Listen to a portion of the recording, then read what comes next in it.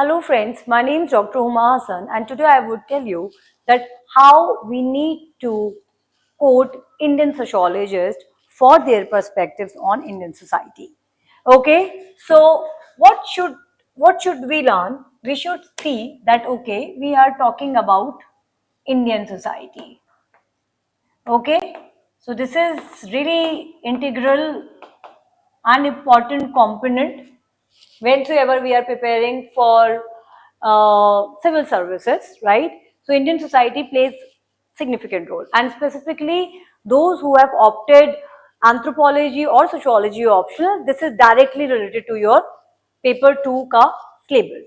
Now, to understand Indian society, I would say we need to have some phases, like some basic topic I would just write here. I would not going to reflect on that, but it is so important to have comprehensive understanding on Indian society. Now, I would definitely ask all of you to have brief correlation of Indus Valley civilization, because Indus Valley civilization is the precursor to India's tradition and society.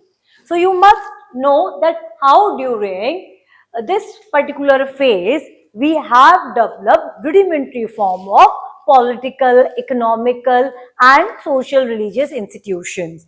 That would give you little idea that okay, this is how Indian society led in future, and we have got, we have got Indian society. So this is IVC actually played a significant role in the formation of Indian society. This is the point which I wanted to tell.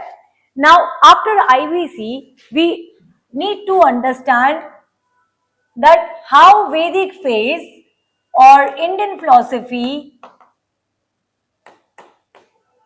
dominated by Vedas have given important social structure to us. And then definitely you need to now understand that how invaders who have come, and because of acculturation we have we have witnessed changes on the structure of Indian society. Okay, so acculturation, because of, probably you would say that when these invaders or outsiders have come up on Indian continent, and so they have just come up with ruining, with the concept of ruining and exploiting. So that is a part of exploitation, and the war and expedition happens like this only. Okay, we do know, but when people have come up, they do not come up only with the objective to destroy some territory. That is a part of expedition.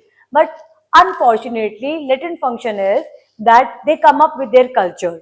And once they decide to have dominance over that area, they start doing and making their settlements. So when they do settle, they do not settle only physically. So we do have material and non-material culture as well.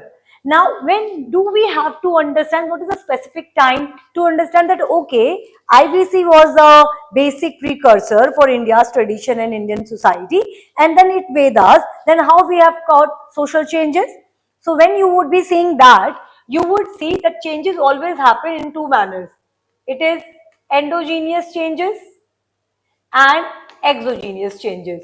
Now, endogenous changes is like the Gnostic philosophy, Buddhism and Jainism.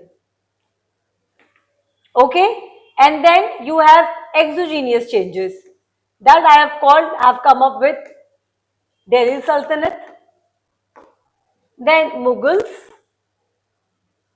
and Europeans. So this is acculturation. This should be there whensoever you are forming concept, and you are reflecting that how Indian society got structured. So Indian society or tradition is a mosaic of different cultures. Okay, we do have to appreciate that fact. Then how we need to understand that, then what is Indian society? How do we have to write answers on that? What I am saying, that you need to borrow some components from Indian philosophy, and from Indian history. Very important factor here is that you also have to see colonial impact on Indian society. And from mid 18th century, you should know what was happening here, okay, in India. So you would say because of colonialism in India, we have got dynamic shifts. After Battle of Plassey, British had got full control over Indian subcontinent, India, okay, and you can say that they have they have not only introduces changes in land relation, they have also changed relations, okay, relationships. Agrarian relation got changed. So permanent settlement, Ratwari settlement, Zamindari system, dual responsibility, everything. So that started changing Indian thing. Okay, so when to have to understand Indian society, we have to correlate it with polity, economy, religious, and everything. Okay, now after having this background understanding, you need to know that what G.S. Ghurye have said.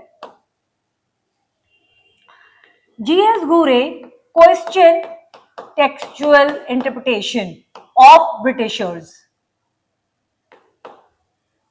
So G.S. Ghurye was Indologist and he also interpreted Indian society by using text and classical books, right? And he explained that how do we have to read the books, but he also made the fundamental point that to understand Indian society you must have basic understanding of Indian civilization.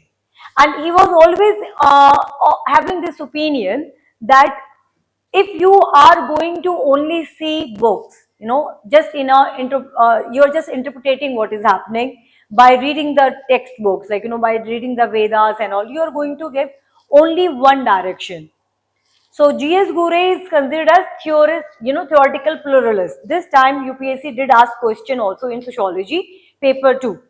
Okay, so he said that we do have to critically analyze with textbook, and then he explained Indian society, and then he argues that Indian philosophy definitely plays a significant role, and we also have to see Indian textbooks.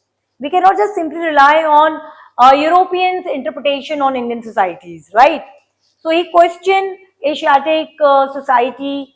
Okay, he questioned works of William Jones on colonial people. He said that these people have come up and these people have interpreted traditional Indian society with their colonial mindset. So he said that, for instance, there is a very famous debate between G.S. Ghurye and Warrior Elwin with respect to tribes. So for Warrior Elwin, what we have to do with tribals, we have to put them into national park, and he advocated for isolation approach. For G.S. Ghurye, tribes are backward Hindus, okay, and they should have integrated with mainstream society. Now, G.S. Ghurye is considered as the father of Indian sociology. And then we do have M.N. Srinivas. Now, M.N. Srinivas actually questions the narrative which got set by Britishers particularly. So, we have Charles Metcalfe, we have lot many other ethnographer who portrayed India to be self-sufficient and static. They argued that Indian society is not evolving, it's not changing, because they all were explaining Indian society with respect to the textbooks, right? That this is what caste system is saying, this is what Indian ashram system is saying, because they wanted to just rule us. Now, M.N. Srinivas, he was a student of G.S. Ghurye and he got a good training from Redcliffe Brown, okay, and he was explaining that no, Indian society is not static. Indian society is evolving and changing, and that he explained with his concepts like Brahmanization, which you call as Sanskritization, and Westernization, and later on he explained dominant caste. So he argues that to understand that how Indian society is evolving and changing, you need to go on field work. So from book view, he shifted to field work. Okay, and then we have A.R. Desai. Now, A.R. Desai brought again a paradigm shift in Indian sociology. He argues that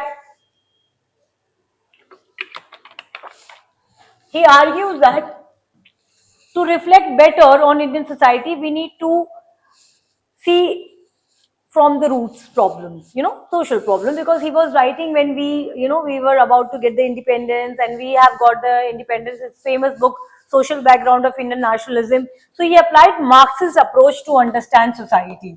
So you can see that Indian sociology is moving. Okay, so we did have G.S. Ghurye, who gave immense importance to India's traditions, social systems, and he argued that to understand Indian society, you need to understand this book critically. And then we have got M.N. Srinivas. M.N. Srinivas from the field walk, he explained that Indian society is evolving and starting and how it is dynamic in nature. Then we have A.R. Desai, who explained that we need to apply Marxist approach, we need to see the problems of poor. So we need to see social inequalities, okay? Then we have S.T. Dubey, who also talk about village community development, right? So you can see this, that Indian sociologists have reflected heavily to explain that how Indian society is and how we need to study it.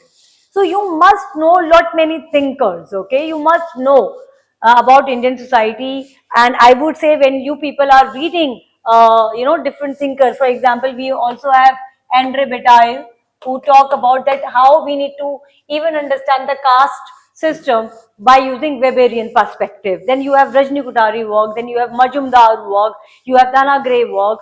So we need to refer this thinkers work to have holistic understanding on Indian society. I hope you people got little insights that how you people have to correlate Indian society. So you need to go back into the history, ancient history, then you need to see what is happening, what sociologists have said, and how different studies we have on the village and on the Indian society, and then you need to relate on contemporary issues. Thank you so very much.